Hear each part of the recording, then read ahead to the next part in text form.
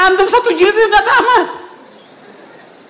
Satu jilid nggak tamat. Ada sebagian ustadz satu jilid nggak tamat, ceramah lagi dakwah, la haula wala quwwata. Apa yang mau disampaikan? Yang keluar apa? Rayu sudah yang disampaikan. Menurut dia, karena apa? Satu jilid kitab nggak tamat, udah mau ceramah. Ini tanda-tanda kiamat ini. Wa yakthurul jahl, kebodohan. Jangan perhatikan 20.000 jilid kitab, maka sibukkan dengan ilmu kita. Manfaat. Cari nafkah sekedarnya. Kemudian ikhwan fillah, jazakumullah. Bahwa kesibukan kita kepada dunia, kecintaan kepada dunia, ini membuat rusak hati kita. Panjang angan-angan, ya, sibuk dengan harta, ini membuat hati menjadi rusak. Orang tua itu hatinya muda pada dua, kata Nabi. Dalam hadis sahih riwayat Bukhari dan Muslim. Dia sudah tua, hatta sudah 80, 90, tetap muda. Muda tentang apa?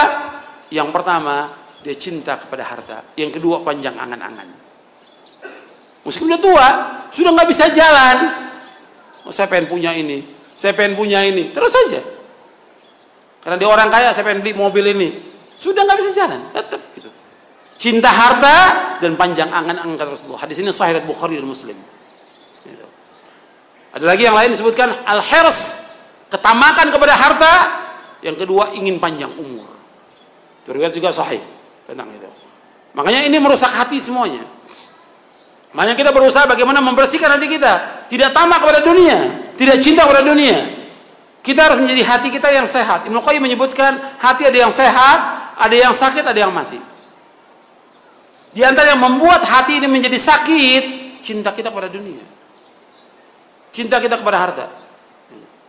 Antum lihat, ya. Di antara tanda hati yang sehat, saya akan sebutkan di sini. Antum lihat di halaman 80 bahwa orang yang hatinya sehat itu lebih mengutamakan akhirat daripada dunia. Itu hati yang sehat. Sehat dia. Sebagaimana Allah berfirman, celaan kepada orang-orang yang lebih mengutamakan kehidupan dunia. Bal tu'thirunal hayatad dunya wal akhiratu khairu.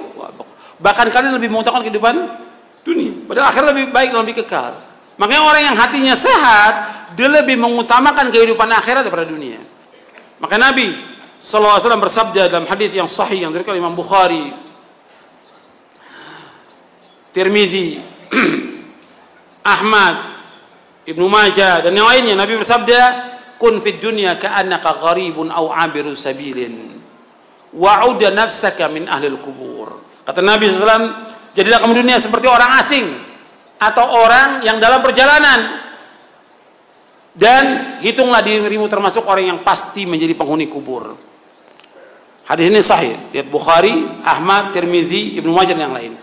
Antum lihat sini, kata Nabi kita harus menjadi orang asing atau orang dalam perjalanan.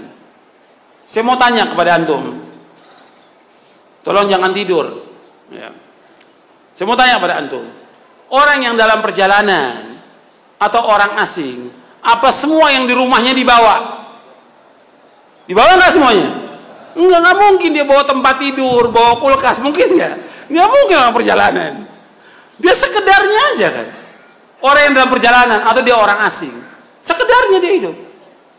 Kita ini orang asing di muka bumi ini, sedang perjalanan menuju mana kita? Menuju akhirat kita. Menuju akhirat. Makanya kita sekedarnya dunia ini, karena kita cuma singgah. Maka Nabi mengatakan kepada sahabat dalam hadis yang sahih, "Ma ana wa dunya illa qaraqibin istadalla tahta syajaratin thumma raha wa tarakaha." Kata Nabi, perumpamaan aku dengan dunia seperti orang yang menaiki kendaraan berteduh di bawah pohon. Berteduh sebentar.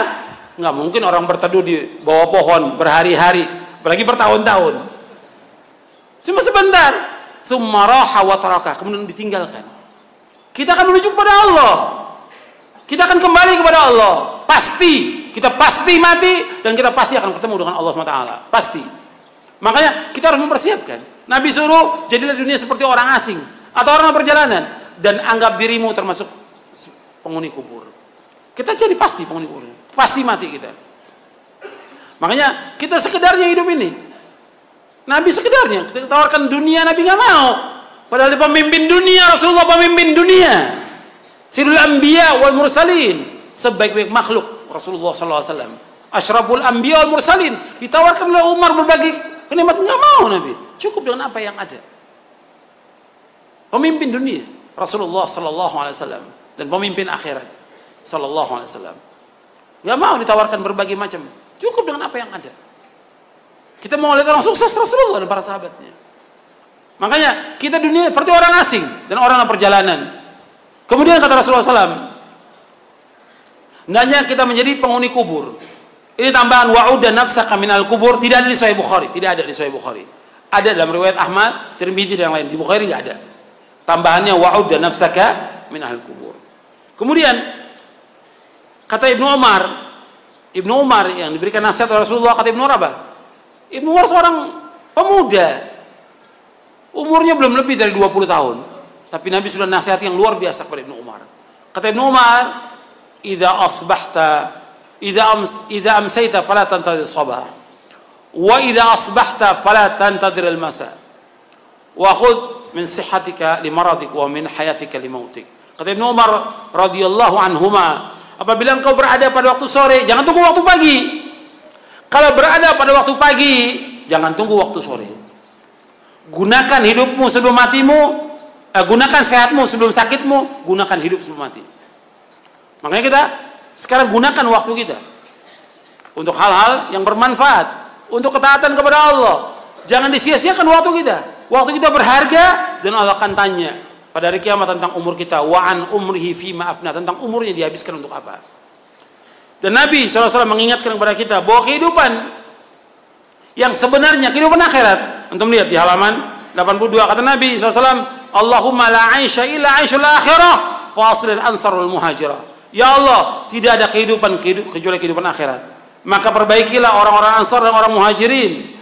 Nabi juga menyebutkan Allahumma la aisha illa aishul akhirah faghfir lil ansar wal muhajirah. Ya Allah, tidak ada kehidupan yang kekal kecuali kehidupan akhirat, maka ampunilah kaum ansar dan kaum muhajirin. Hadis ini sahih riwayat Bukhari.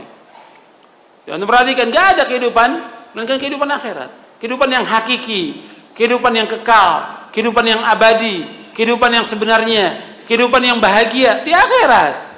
Adapun dunia ini kehidupan yang fana, kehidupan yang hina, kehidupan bayang-bayang, kehidupan fata morgana, lebih rendah dari sayap nyamuk, lebih rendah daripada bangkai kambing, lebih rendah daripada kotoran manusia.